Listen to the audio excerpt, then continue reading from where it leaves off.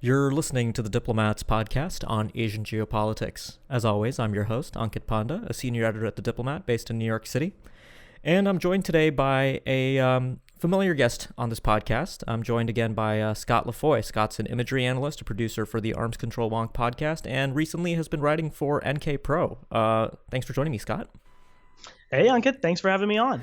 Absolutely. It's always a pleasure to have you on this podcast when I can to talk about missiles. And you're interested in missiles, I'm interested in missiles, and we just had a parade where the North Koreans showed us quite a few missiles. But before we get to that parade, I want to talk a bit about the presentation we saw this time.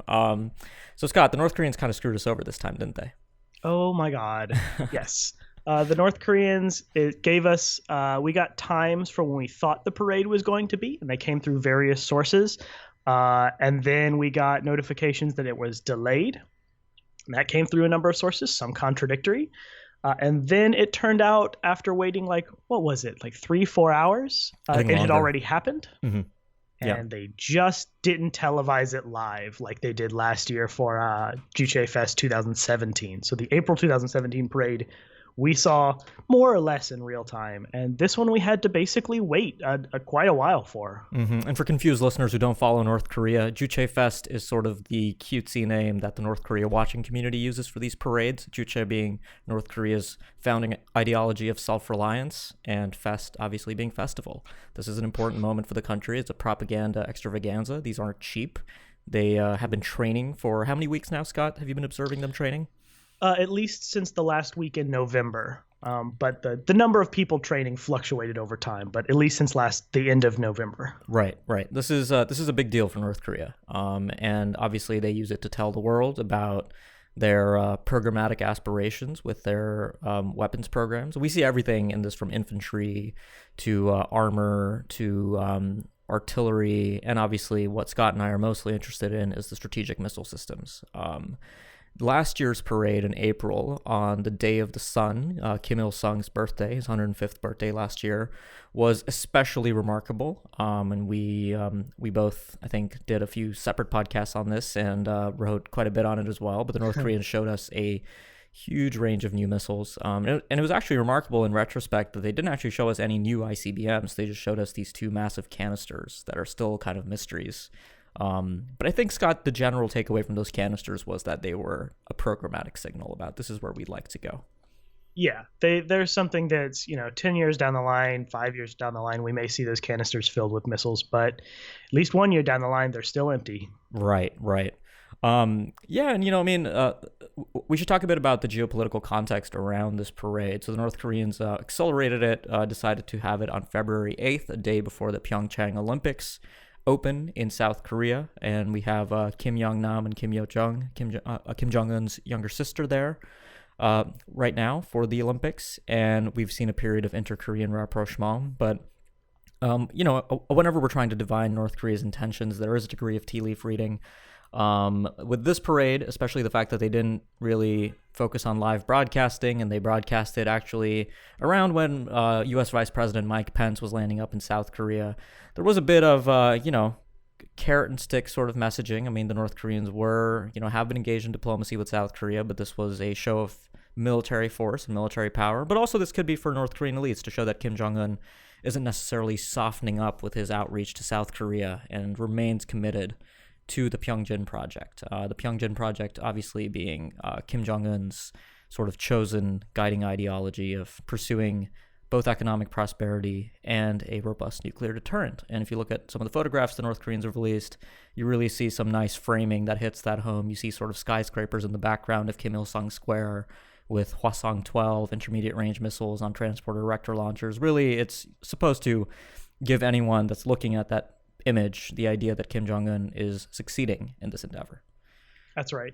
Right. So, Scott, you want to jump right into the hardware? Oh, yes, the best part. So they came out of the gate with this CRBM, SRBM thing. We're not sure what it is yet exactly, but it looks like an Iskander. It's designed to look like the Russian short-range ballistic missile known as Iskander, which for the Russians is a dual-capable system. It's supposed to be precision-guided. It's supposed to have all sorts of very, very fancy sensors on it. has a fancy electro-optical sensor. It's supposed to have terminal guidance, all this very fancy stuff that amounts to a high-tech precision missile that can dodge ballistic missile defenses, and basically strike at supposedly well-protected, hardened targets. So the North Koreans seem to, at least to us, to be messaging that they are working on such a system. We've never seen them use guidance packages nearly as sophisticated as an Iskander actually has. That's a top-of-the-line missile system that's very hard to replicate. But there's a lot of little things on it that make it look like an Iskander. The shape of its nose cone looks like an Iskander's shape. And most notably, the TEL has this very strange hinged top that sort of opens almost like you'd expect like a fire door to open at a firehouse, which is only used by the Iskander's TEL. And so the sort of imagery messaging is that it's related to the Iskander. There's no real reason to use one of these hinged things. Only one system uses it.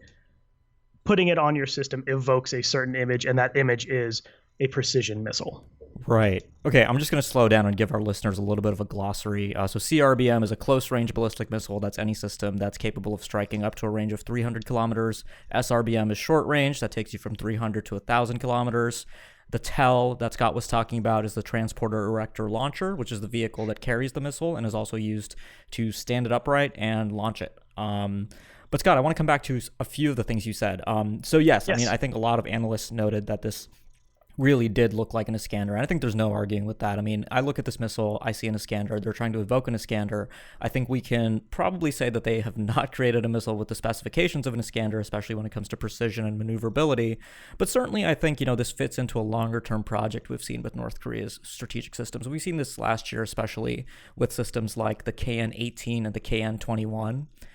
Both of those are different Scud variants, Scuds being North Korea's oldest missiles, the short-range ballistic missiles, among the most proliferated in the world. The North Koreans have quite a bit of experience with these systems, and they're quite reliable for North Korea. And last year, they modified them to be more precise, to have a bit of use in nuclear warfighting. And I think it's also important to say that while the Iskander is dual capable, I'm doubtful that the North Koreans have a nuclear capability on a missile this small. That's right. Yeah, so I think that's quite doubtful, but that doesn't mean that this missile should be kind of swept aside as we focus on the ICBMs and the IRBMs. And I kind of feel like that's been the case since last year when North Korea showed off the ICBM. Most of the mass media coverage focuses on those missiles, and a lot of these interesting developments in the rest of their program sort of get swept to the side, with the exception of the intermediate range ballistic missiles that they shot over Japan. But I think the system is also, worth noting is that last year in October, they tested a unknown solid motor near Hamhung, their solid motor test site. And we don't know what this missile was. I mean, I wrote about this at the time. I sort of speculated that it might have been a test bed for either a Pukguksong 3 submarine launch ballistic missile, a follow-on to the Pukguksong 1, which is a solid motor system, or a potentially larger missile, an intermediate range ballistic missile, possibly even part of an ICBM upper stage, something like that.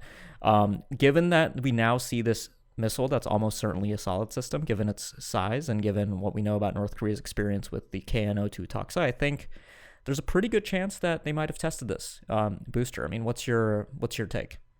Yeah, I think that's entirely right. That's something we've been trying to figure out for a while, is what that exact test was. Like you said, there's so many different cases for what it could be, but I mean, the simplest thing is we had an unknown booster test, and then we have an unknown booster show up in a parade. The test grounds, we've seen it before, used for, not the largest diameter missile, not an immensely large diameter test, so it seems to be on the smaller end. That's not definitive by any means. That's just sort of putting loose data points together, but I think that's a very reasonable connection right now. Yeah, and so, I mean, we'll come back to this missile. I fully expect them to resume testing things. I mean, not to be a pessimist, but I think this sort of Olympic era rapprochement is probably going to come to an end once the U.S.-South Korea exercises begin after the Paralympics end on March 18th. And the North Koreans are probably going to keep up. I mean, they do generally, they like to show off their warfighting capabilities. Last year in March, They showed off a simultaneous launch of multiple extended range Scuds. If they wanted to show off a warfighting capability, they may well choose to use this new missile. Not that I'm hoping that they use it, but I think we'll get more data from a future test when they'll choose to flight test the system. I think that's right. Yeah. So let's keep going further down the parade. So what do we see after this guy? We saw the Pukuksong 2s and the Hwasong 12s. Am I right? Yeah, that's right. And they really just kind of blasted past those, both in the parade footage and in later KCNA imagery. They did not really put much of an emphasis on the Pukuksong 2s at all. Well, I mean, I do want to talk a bit about the Pukuksong 2s because last year in May, they had the second flight test. It was successful. And Kim Jong-un then says, all right, I like this missile. It's reached IOC. Let's start mass producing it. And then later last year, I also, reported that apparently the U.S. intelligence community had seen evidence that they had started mass producing this. So I was actually wondering if they would show us more than 6 units at the parade. And we'll come back to this question of how useful parades are for actually gauging the size of a force structure. I'm actually skeptical that they're going to be actually that useful. But, it's interesting that we just saw 6 tells. And they do this for obviously a degree of symmetry, right? They don't want to have a much larger number of Pukuksong 2 launchers than they do Hwasong 12s. It's a little bit aesthetically pleasing if you're a parade planner to have 6 and 6 and 4 and 4 later on. So maybe, there are other choices at work here. But yeah, I mean, this system is certainly one of the, the big kind of takeaways from 2017. It's a solid fuel, medium range system, threatens all of Japan with, and obviously takes less time to launch than most of their older liquid fuel systems. So I think the Pukuksong 2 was, I wasn't entirely surprised that they choose to include it in this parade. Hwasong 12, anything notable about the Hwasong 12s they rolled past? No, not frankly. They didn't really do much with it. They put up a lot of nice imagery of it, like you said. They included a lot of shots of the Hwasong 12 with the buildings in the back showing the prosperity of Pyongyang. I kind of think the Hwasong 12 was also featured imagery-wise because that is sort of the Guam bracket missile. So that one has a little bit of resonance as sort of a thing used in rhetoric and propaganda in 2017. So it has a little more resonance as sort of a deterrence messaging weapon. But otherwise, there wasn't any new data that came off of it. We didn't really learn anything from the Hwasong 12s being paraded. They were even in the same color scheme we've seen before. Right. Well, I think at last year's parade, when we saw them and we didn't know what they were, they had the white nose cone accents. That's correct. Yeah. I'm sorry. It's the same paint job as some of the launch configurations. Right. I'm sorry. You're correct. During the last parade, totally different paint job. But when we've seen launch footage this year, if I remember correctly, it's been painted up yellow and black like it is now. Yeah, I think starting with the May 14th test, the first successful flight test, they switched to the yellow nose cone. I actually don't know what it means. Do you have a theory about what the paint job means? No, I've actually seen a couple ones, and I think we talked about this for last year's parade also, about whether or not they're sort of rebranding the strategic force as something very threatening by doing these sort of black-oriented paint jobs instead of the camo ones we've seen before, or the steel/aluminum colored ones we've seen prior to that. But I'd love to hear what you got. What are your thoughts on it? I gotta say they look much better. They do. That's true. On a purely aesthetic level, they do. They do look more menacing.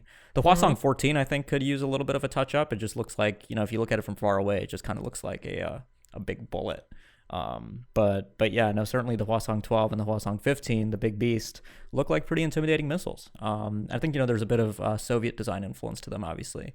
So. I'm surprised to see. I'm not surprised to see that the North Koreans have chosen to kick up their marketing, so to speak. I mean, they do a lot of. We've a lot of North Korean analysts talk about how remarkable their transparency is. They show us so much, and they obviously want viewers to walk away with a message. So it helps to make your missiles look menacing. Yeah, it's a good part of deterrence is issuing the credible threat. And so these parades and these KCNA and Rung Shinmun sort of photo sets we get are all part of sort of a greater message that's being sent. It's not just it works, it's that it's also a threat. There's a thing going on with all this. All right, so that's the Pukuksong 2s and the Hwasong 12s. Good to see them again at the same at the parade on Kim Il-sung Square. And then we get to the big baddies, the 2 ICBMs, the Hwasong 14, which was tested twice last year. It was the first ever North Korean ICBM to see flight testing. They tested it on July 4th. And kind of, I think for most of the year, or for the middle of the year, everybody was going crazy about the Hwasong 14. And then in November 2017, they test the Hwasong 15, which I don't know if an analyst or a serious analyst who doesn't think that the Hwasong 15 ranges the entirety of the United States. And the U.S. intelligence community has actually assessed that North Korea can range all of U.S. territory with the Hwasong 15, even Florida. So Mar-a-Lago is within range of that beast. That's right. So let's talk about the 14 first, because I actually think this might be one of the more interesting things to come out of this parade. Oh, absolutely. I think this was, at least for me personally, when we were, talking about this and casing it out ahead of time, this is the single most important data point for me, was what the Hwasong 14s showed up on. Yeah. So actually, let's take a quick pause here and actually talk about what our expectations were, right? So I wrote this, you and I were both talking before the parade. I wrote this piece where I was like, the one thing that I'm really interested in is their ICBM launchers. How many transporter erector launchers do we see? What kind of transporter erector launchers do we see? Do we just see transporters? Do we see trailers? Do we see integrated transporter erector launchers? Do we see the Wanshan 5112, 51200, the old Chinese logging trucks that North Korea imported and converted into ICBM launchers?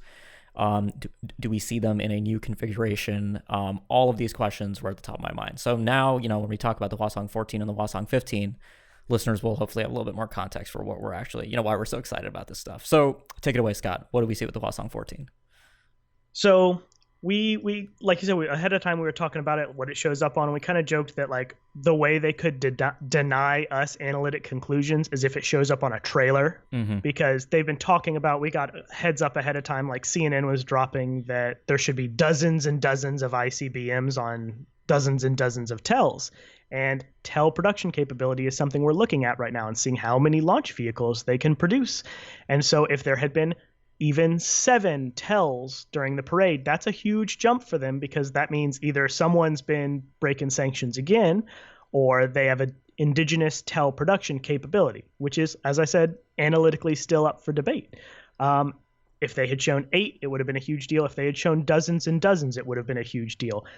And instead, the Hwasong 14s came out on trailers, denying us any analytic ability to, assess their TEL production capability. But it's a very special trailer, because it's not just what, last year we saw the Pukguksong 1 submarine-launched ballistic missile come out on what I would describe as a very basic transport trailer, something you'd see, anywhere industrially, not something special for missiles.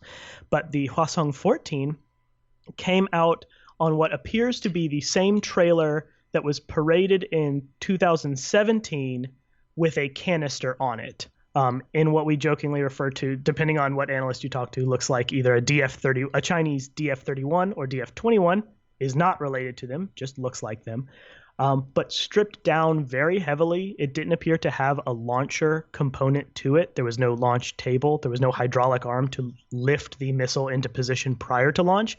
It looks like they stripped down something we saw in last year's parade to just a transport and display mode and put ICBMs on it. Exactly. Yeah, it really reminded me of kind of what India does for its Agni missiles at its Republic Day parades. It was just, here's a nice missile on a nice truck, and there's a couple fire extinguishers on it and not much else. Yeah, that was very interesting that they left those. They stripped a lot of material off of it, but they kept the fire extinguishers. Hey, safety first, with an empty airframe, presumably. But yeah, it is interesting. So first of all, we saw, it was actually nice for me to see the Hwasong 14 on that trailer, just because, it gave you an idea of the relative size of that canister we saw last year. And the Hwasong 14 looked too big for it.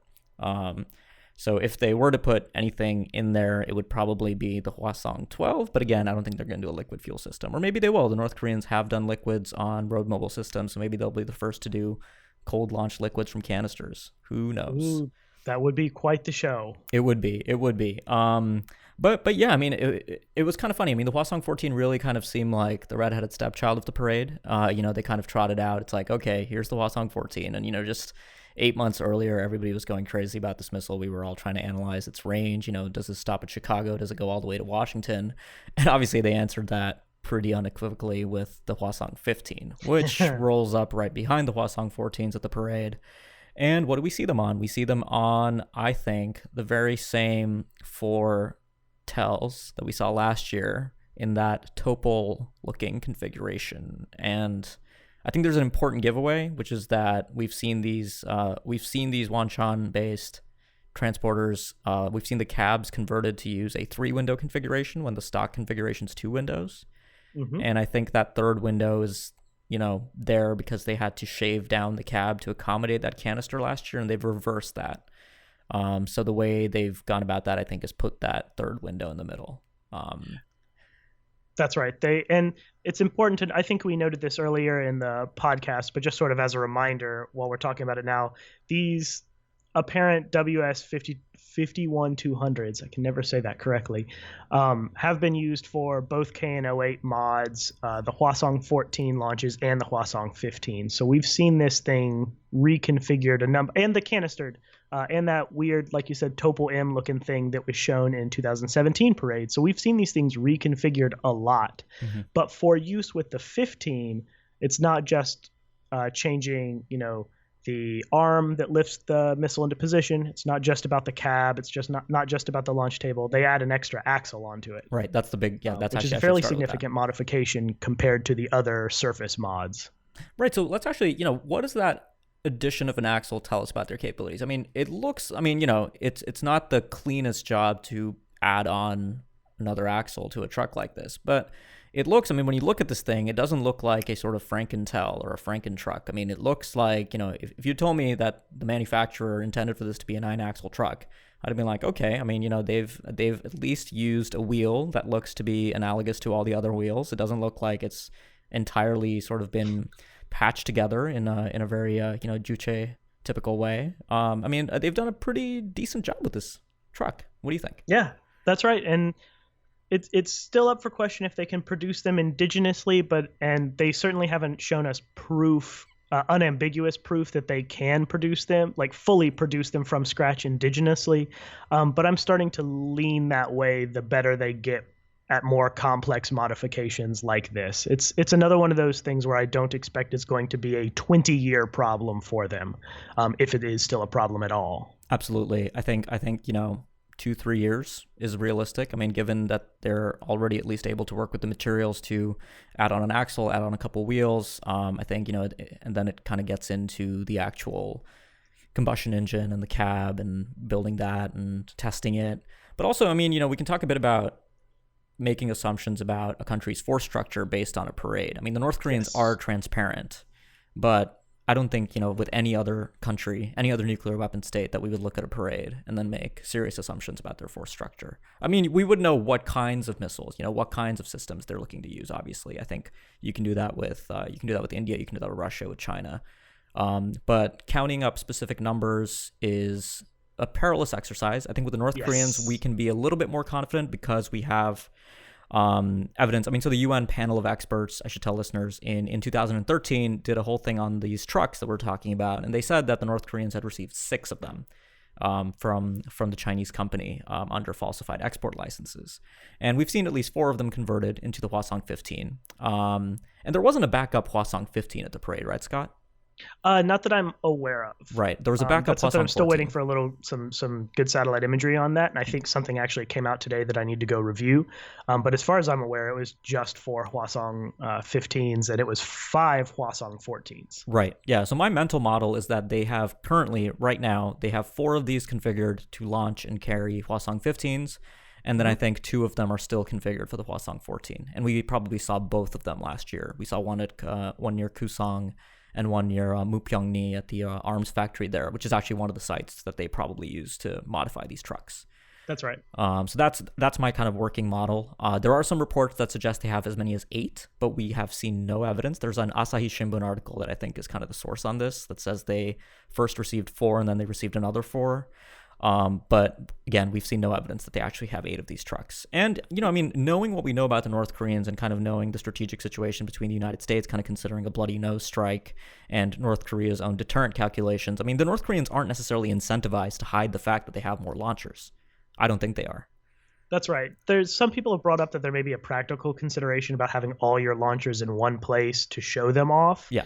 Which is a little, I think maybe a little overdone because of people's perhaps misunderstanding of how escalation and whatnot works. Yeah. But yeah, they have a reasonable incentive to make to show off in any way they can the robustness, the qualitative and quantitative aspects of their arsenal. They have, I think, a pretty heavy deterrent incentive to show that everything's big and good. Absolutely. Yeah, they gain nothing, a little bit hiding it. I mean, I think I think we should take a moment, at least on the podcast, to talk about what we didn't see, which I thought was really interesting, right? I mean, the older, we didn't see a single Scud class missile.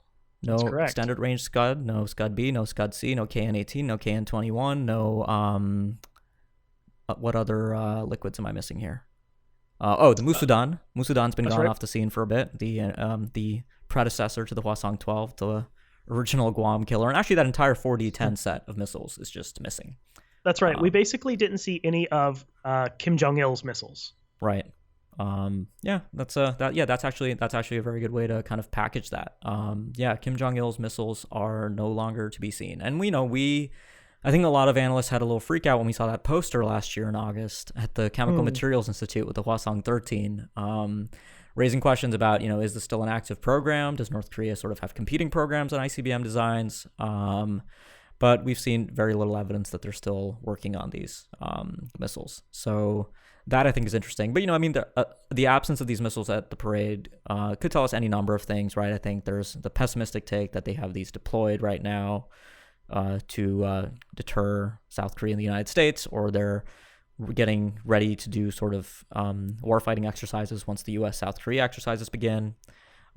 Any range of explanations, but these are kind of, the Scuds are North Korea's bread and butter. That's right. They're said to have 200 launchers, potentially as many as 800 to 1,000 missiles, all over the country. So I thought it was still interesting that we didn't see them. And we could talk about the effect of sanctions, right? We've talked about the expense of a parade like this. That's correct. You have to expend fuel to get all these trucks up and running. And if you can get, 90% of your deterrent message across with your Hwasong 14, your Hwasong 15, your Hwasong 12, your Pukguksong 2, and your new Iskander-looking missile, you'll probably go for that rather than go the extra 10% by bringing out your old Scuds and Nodongs that everyone knows you have and knows they probably work pretty well. Exactly. That's actually why one of the few reasons I'd actually be interested if the U.S. does a military parade of all things, because if there's ever an audit of it or a GAL report that reports on its expenditure, it would actually be a very interesting model to use to try to extrapolate the cost to other countries for military parades. I don't have a very good bead on that. I have a very rough estimate for that sort of thing. And it'd be very interesting to see if we get something like a petroleum products estimation that we can then go back and use to compare and see what North Korea is using every year for these sorts of things. Yeah. And I don't think we don't. I don't want to overstate how expensive something like this is, because I think on balance, I think Kim Jong-un's getting his money's worth. I think the signal this sends is probably worthwhile for a country like North Korea, even if they do bear quite a bit of expense. And obviously there's the domestic kind of propaganda concept, right? So if you're trying to hit home your success with your Pyongyang line, you're gonna trot out your missiles in front of your skyscrapers, and this parade did that pretty well. And the kind of firsthand footage that was posted by I forget, what was the name of the guy we were all retweeting? I want to kind of credit him. Do you remember? Michael Spavor. Michael Spavor, right. So he was one of the few foreigners on the ground in Pyongyang at this parade where there were no foreign journalists allowed. And you see people across the city waving at troops and kind of APCs going around the country. This does have an important kind of propaganda, national identity component to it too that we shouldn't overlook. That's correct. All right, so I think we're about ready to wrap it up, Scott. Any closing thoughts on this parade? I think we basically covered it all. It's interesting that they didn't show off more tells. That leaves it deliberately ambiguous, but that's going to up suspicion that they can't do them. And I think it's interesting that they didn't show off any shorter range liquid systems, and showing sort of the Pukguksong 2 and this weird new tactical solid system kind of hints to me that they're trying to send the message that the short range arsenal is well alive. It's being paid. It's getting a plenty of attention paid to it, and it's getting modernization, because these things are going to be very mobile compared to the Scuds. That's right. Completely agree. Well, Scott, thanks so much for joining me today. Yeah, thank you for having me on. It's always a pleasure to be here, man. Absolutely a pleasure. And for listeners who like listening to Scott, he does a lot more of this at the podcast he produces, Arms Control Wonk, where discussions are about 10 times wonkier than what we just did. So definitely check out Arms Control Wonk with Scott and Jeffrey Lewis and Aaron Stein, who we've also had on the show before. So thanks for listening. If you like what you heard, leave us a rating on iTunes and make sure you subscribe so you don't miss future episodes. We'll be back soon with more on the show. Thank you.